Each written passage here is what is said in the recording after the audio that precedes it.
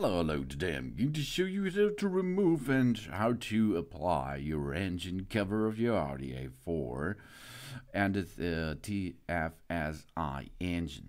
On top of the TFSI engine there's the engine cover. You have to remove this first before you can enter into the deeper parts of your engine.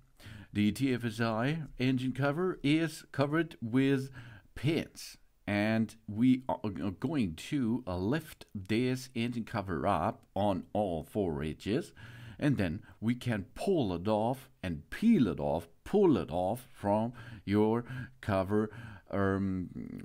Covers the engine upright position.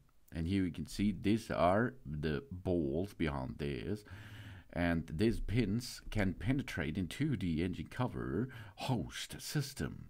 To attach it back, we aim it back into position and push these four pins in that position, because the engine cover is for noise reduction good, and of course to secure your engine against dust and so on. So we have, after we finish our work, we have to get this attached back into position.